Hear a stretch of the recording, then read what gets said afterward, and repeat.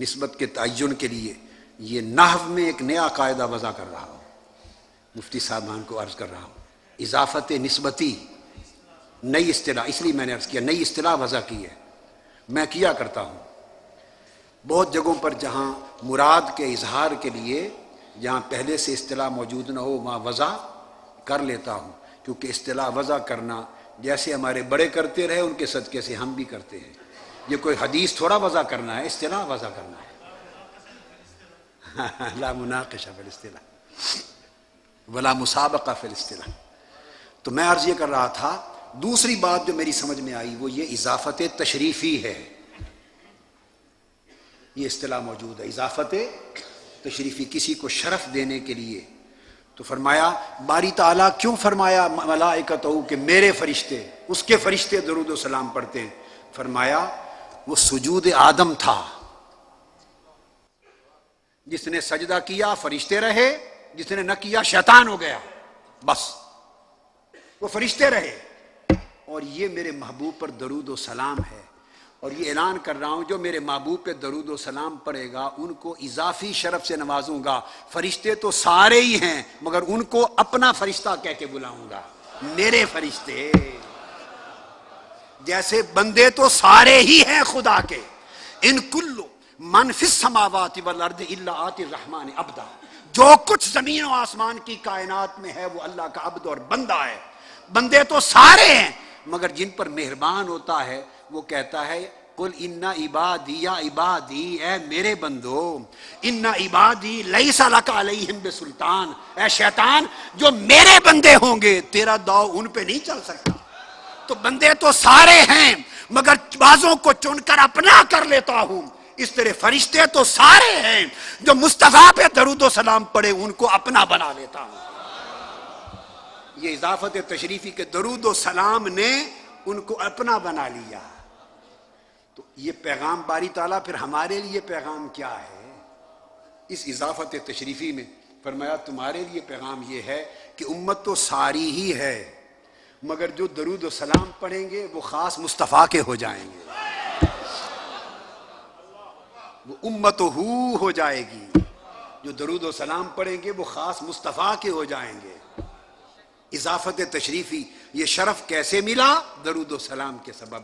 فرشتوں کو ملائکتہ کا ٹائٹل جو ملا اس کے فرشتے یہ شرف صرف یصلون علی النبی نے عطا کیا، نبی کے درود و سلام کے سبب سے عطا کیا، درود و سلام کے سبب سے۔ اور اس درود و سلام کی نسبت میں نے کہا میلاد سے ہے۔ نبی پر درود و سلام اللہ کو اتنا پیارا ہے کہ فرشتے بھی پڑھیں تو انہیں اپنا بنا لیتا ہے، اور امتی پڑھیں گے تو کیا ہوگا؟ اور ایک بات یہ تو تھا خبر، یہاں تک تھی خبر کہ اللہ اور اللہ کے سارے فرشتے حضور پر درود و سلام پڑھتے ہیں، یہ خبر تھی۔ اس کے بعد امر ہے۔ یہاں تک خبر تھی، آپ کو خبر دی کہ اللہ اور اس کے فرشتے حضور پہ درود و سلام پڑھتے ہیں۔ اس کے بعد امر اور حکم ہے، اے ایمان والو صلو علیہ وسلموا تسلیما۔ تم بھی ایمان والا رہنا چاہتے ہو اور ایمان کی دولت کو برقرار رکھنا چاہتے ہو اور میرے مصطفیٰ کا بننا چاہتے ہو اور میرا بن جانا چاہتے ہو ملائکتہ کی طرح، تو تم بھی میرے محبوب پر درود پڑھا کرو اور کثرت سے سلام پڑھا کرو۔ پہلے خبر دی، اب امر دیا، سمجھ گئے؟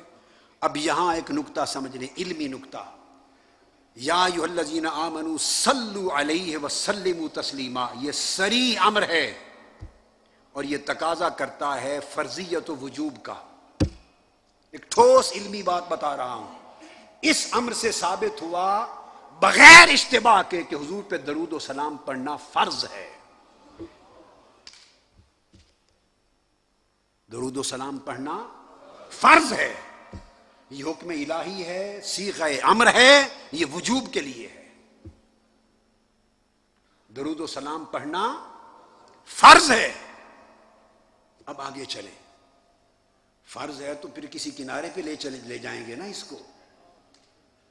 تو جب فرض ہے اور فرض بھی اتنا اعلیٰ کہ اس فرض کی ادائیگی سے پہلے اس نے اپنی خبر دی ہے کہ میں اور میرے فرشتے حضور پر درود و سلام پڑھتے ہیں، یہ خبر دے کر پھر امر کرتا ہے، ورنہ کسی امر سے پہلے اس نے اپنی خبر نہیں دی۔ اقیم الصلاۃ، نماز پڑھو، اپنی کوئی خبر نہیں دی کہ میں بھی پڑھتا ہوں یا نہیں۔ اس نے کس کی پڑھنی ہے؟ روزہ رکھو، امر دیا، خبر اپنی نہیں دی، وہ روزوں سے پاک ہے۔ حج کرو، امر دیا، خبر نہیں دی۔ بولے نا، خبر کاہے کی دے؟ وہ روزے رکھتا ہے، وہ طواف کرتا ہے، وہ حج کرتا ہے، وہ زکوٰۃ دیتا ہے، وہ نمازیں پڑھتا ہے، اس نے کس کی عبادت کرنی ہے؟ وہ تو خود معبود ہے، اس لیے کہیں خبر نہیں دیتا، امر دیتا ہے۔ جب حضور پر درود و سلام کی باری آئی تو امر بعد میں دیا، پہلے اپنی خبر دی۔ اس لیے یہ جو صیغہ امر ہے یہ بطریق اولا اس بات وجوب و فرضیت کرتا ہے، یہ فرض ہے درود و سلام۔ اب یہاں جو اگلی بات میں کہنا چاہتا ہوں، یاد رکھ لیں، کتابوں میں نہیں ہے یہ بھی، ہاں صرف ہے تو اللہ کی کتاب میں ہے، لوگوں کی لکھی ہوئی کتابوں میں نہیں، اللہ کی کتاب میں ہے۔ جب یہ فرض ہوا اور اعلیٰ فرض ہوا جو خبر کے بعد وارد ہوا جس کا امر، تو پھر اس فرض کی ادائیگی کے لیے محل بھی فرض کے درجے کا ہونا چاہیے۔ یہ خاص بات کہنا چاہ رہا ہوں۔ مفتی اعظم صاحب اور محقق العصر ان کی توجہ کے لیے، جب یہ اعلیٰ فرض ہے تو اعلیٰ فرض کی ادائیگی کے لیے محل بھی اعلیٰ فرض کا ہونا چاہیے، یعنی یہ فرض ادا ہو تو کسی ایسے مقام پر ادا ہو جو مقام بھی فرضوں میں سب سے اعلیٰ ہو۔ اس فرض کی ادائیگی کی شان یہ ہے کہ اس جگہ پر ادا ہو کہ جس سے اعلیٰ محل اور جگہ اور کوئی نہ ہو۔ اس لیے رب کائنات نے اپنے سارے فرضوں کا تاج نماز کو بنایا، اپنے کل فرائض کا تاج نماز کو بنایا، اور اس نماز میں درود، حضور پہ درود اور سلام پڑھنے کا فرض اپنی نماز کے اندر سجایا۔ نماز کو کل فرضوں کا تاج بنایا اور حضور پر سلام کو فرضیت نماز کے برتن کے اندر سجایا۔ آپ کو سمجھ آئی بات؟ نماز کے اندر فرمایا پڑھو میرے نبی پر سلام، میرے نبی پر سلام پڑھو۔ حکم تھا یا ایھا الذین آمنوا صلوا علیہ وسلموا تسلیما، حضور پر درود و سلام پڑھو، حکم تھا۔ آگے ایک علمی نکتہ اور آ رہا ہے، اس لیے اس کو توجہ سے میرے لفظوں کو سمجھے۔ حکم تھا کہ میرے نبی پر درود و سلام پڑھو، یہ فرض ادا کرو، اور اس فرض کی ادائیگی کے لیے محل دے دیا۔ محل کہتے ہیں جگہ کو، جگہ دے دی۔ کون سی جگہ؟ نماز۔ پڑھو کہاں؟ عمر بھر پڑھتے رہو، ہمیشہ ہر جگہ پڑھتے رہو، مگر سب سے اعلیٰ جگہ دیتا ہوں، چونکہ میرا عمل بھی ہے نا، تو سب سے بہتر یہ ہے کہ خود میری نماز میں پڑھو۔ باری تعالیٰ، نماز تو تیری عبادت ہے، تیری عبادت ہے، اور عبادت کی تعریف یہ ہے کہ بندہ صرف معبود سے متعلق رہے۔ عبادت کی تعریف یہ ہے کہ بندہ مخلوق سے کٹے اور خالق سے جڑے، یہ منشأ عبادت ہے۔ یہی تو عبادت ہوتی ہے کہ مخلوق سے کٹے اور خالق سے جڑے۔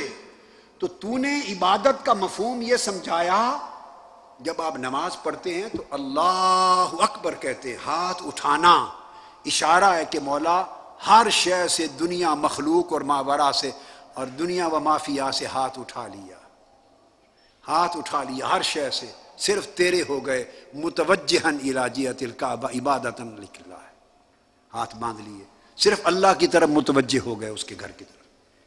تو عبادت تو نام اس شے کا ہے کہ ہم ہر شے سے کٹ جائیں اور تجھ سے جڑ جائیں. اور عجیب بات ہے کہ جب ہر ایک سے کاٹ کر ہمیں ہر ایک سے کاٹ کر اپنے ساتھ جوڑ لیا، ثنا کرا لی، قیام کرا لیا، رکوع کرا لیا، سجود کرا لیا، تسبیحات کرا لی، جب خوب جڑ گئے، جب تجھ سے خوب جڑ گئے، حالت ثنا میں جڑ گئے، حالت قیام میں جڑ گئے، حالت رکوع میں جڑ گئے، سجود میں جڑ گئے، جب خوب تجھ سے جڑ گئے اور ہر ایک سے خوب کٹ گئے اور صرف تیری طرف متوجہ ہو گئے، جب متوجہ ہو کے تیری دہلیز پر بیٹھے تو تو نے اب حکم دے دیا کہ اب میرے مصطفیٰ پہ سلام پڑھو. اب بتا، یہاں ذہن بٹ گیا کہ اب تیرا سوچے یا تیرے محمد کا سوچے صلی اللہ علیہ وسلم. اب کدھر جائیں؟ عبادت نام تھا مخلوق سے کٹ جانا اور خالق کی طرف یکسو ہو جانا. وَاذْكُرِ اسْمَ رَبِّكَ وَتَبَتَّلْ إِلَيْهِ تَبْتِيلًا. ہر شے سے کٹ کر اسی کا ہو جا.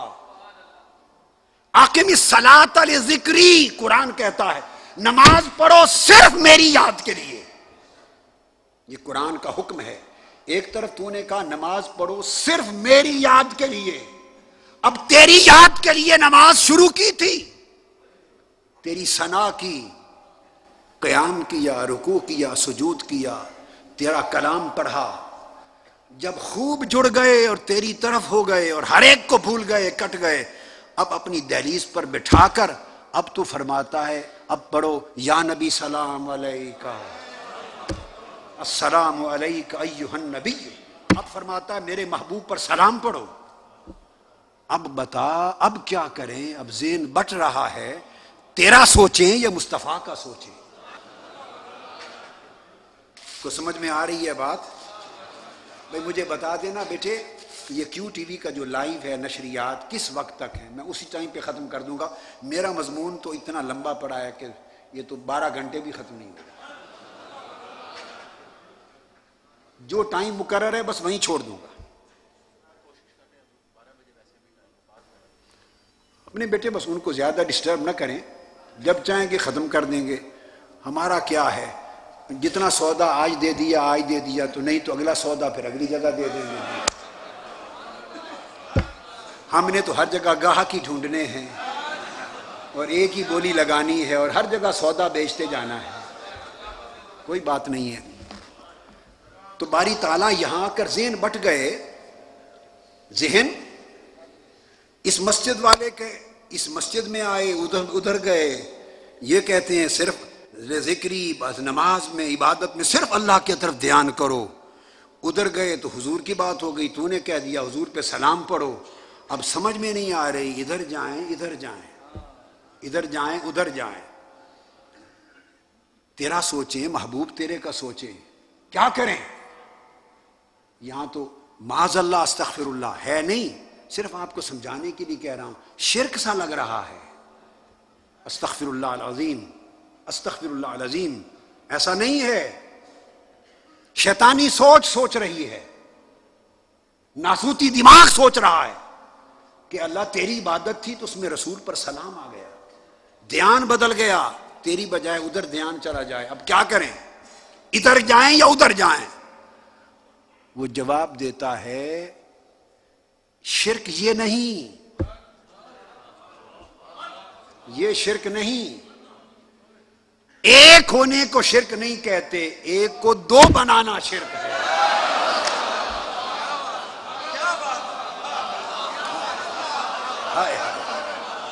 ہائے ہائے ہائے، رستہ ایک رہے، سمت ایک رہے، جہت ایک رہے، توجہ ایک رہے، ربط ایک رہے، تعلق ایک رہے، معرفت ایک رہے، دھیان ایک ہی رہے، ہر کوئی اسی میں سمائے تو توحید ہے. اور دو میں بٹ جائیں تو یہ شرک ہے. ادھر ادھر کرنا یہ شرک ہے. ادھر ادھر سوچنا یہ شرک ہے۔ توحید والا کہتا ہے کہ نہ ادھر کی بات کرو نہ ادھر کی بات کرو، ادھر ادھر تم نے بنا رکھے ہیں، میں نے اپنی عبادت میں مصطفیٰ کا سلام رکھا اس لیے ہے کہ نہ گردو ہے نہ دردو ہے۔ ابھی یہ جو نقطہ بیان کیا اس پر 7 احادیث کے پھر آگے دلائل تھے، یہ جو بنیاد بنائی ہے، تو اتنی بات سمجھ لیں تو فرمایا کہ شرک یہ نہیں، شرک یہ ہے کہ یہ 2 گھر بنانا، 2 در بنانا۔ فرمایا میری نماز ہے، میرے محبوب پہ سلام پڑھو، اور اگر ذہنوں میں یہ خیال آتا ہے، بعض ذہنوں میں، کہ یہ السلام علیک ایھا النبی،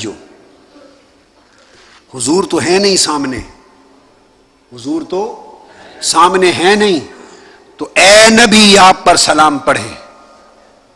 یہی عمل ہے نا جو نماز کے باہر میلاد کی محفل میں کرتے ہیں، یا نبی سلام علیک، وہی عمل اللہ نے نماز میں کرایا۔ تو یہ خیال اگر آئے کہ حضور تو ہے نہیں تو یا نبی، اور ایھا النبی کا ایک ہی معنی، یا نبی کیوں کہیں، تو یاد رکھ لیں یہ خطاب ندا کا خطاب، اس کی شرط نہیں کہ اسی کو کرو یا کہو جو موجود ہو، یہ شرط نہیں ہے علم لغت میں اور علم نحو میں۔ جو موجود ہو اسے بھی یا کہتے تھے، جو موجود نہ ہو غائب ہو اسے بھی یا کہتے ہیں، اور جو موجود یا غیر موجود تو کیا جو سرے سے معدوم ہو، ابھی وجود میں ہی نہ آیا ہو، اسے بھی یا کہتے ہیں۔ صرف ایک دلیل کے ساتھ بات ختم کر رہا ہوں، باقی سارا مضمون چھوڑ رہا ہوں، یہ ابھی تمہید تھی، میں تو اصل اس طرف آیا نہیں تھا۔ ابھی قرآن مجید میں حکم ہوا یا میرے محبوب بنی نوع انسان سے فرما دیجئے یا ایھا الناس انی رسول اللہ الیکم جمیعا۔ حضور نے کیا فرمایا؟ یا ایھا الناس، اے لوگو، اے نسل بنی آدم، اے بنی نوع انسان، میں تم سب کی طرف اللہ کا رسول ہوں۔ یہ جو خطاب حضور نے کیا کیا صرف صحابہ کو تھا؟ ہمیں تھا یا نہ تھا؟ اگر ہمیں بھی ہے اور ہماری طرف بھی حضور رسول ہیں تو کیا جب حضور یا کہہ رہے تھے ہم موجود تھے؟ جو موجود تھے انہیں بھی یا ایھا الناس کہا، ہم جو موجود نہ تھے انہیں بھی یا ایھا الناس کہا، جو شرق تا غرب غائب میں تھے انہیں بھی یا کہا، جو قیامت تک ہیں اور معدوم ہیں آج بھی نہیں وہ بھی یا میں داخل ہوئے۔ ارے جب مصطفیٰ یا کہیں یا مصطفیٰ کو یا کہیں، جو موجود ہو وہ بھی داخل ہوتا ہے، جو معدوم ہو وہ بھی داخل ہوتا ہے۔ سبق یہ ہے لوگوں، یا نبی سلام علیک پڑھا کرو، جو حضور کو موجود سمجھے وہ موجود سمجھ کے یا رسول پڑھا کرے، جو موجود نہ سمجھے غائب سمجھے وہ غائب جان کر بھی یا نبی پڑھا کرے۔ جو موجود سمجھے موجود کے لیے بھی مصطفیٰ یا نبی ہے، غائب کے لیے بھی یا نبی ہے، معدوم کے لیے بھی یا نبی ہے۔ یا کی کوئی شرط ہی نہیں موجود و غیر موجود کی، اس لیے اللہ نے فرمایا تم برمنگم میں ہو یا پاکستان میں، افریقہ میں ہو یا جاپان میں، دنیا کے جس خطے میں ہو، محبوب میرا گنبد خضرا میں لیٹا ہے، جہاں بھی نماز پڑھو کہا کرو السلام علیک ایھا النبی، اے نبی تم پر سلام ہو۔ ارے جو سلام یا نبی کہہ کر ہر روز رب نماز میں پڑھواتا ہے، وہی سلام محافل میں تم اختتام پہ پڑھ لیا کرو۔ تو گویا اس لحاظ سے ہر نماز محفل میلاد ہے، ہر نماز محفل میلاد ہے کہ اس کا کمال حضور پر سلام ہے۔ اللہ تبارک و تعالی آپ سب کو اور حضور کی پوری امت کو ایمان عمل صالح کے ساتھ اور عقیدہ صحیحہ کے ساتھ مبارکہ کے ساتھ زندہ و سلامت رکھیں۔ والسلام علیکم ورحمۃ اللہ وبرکاتہ۔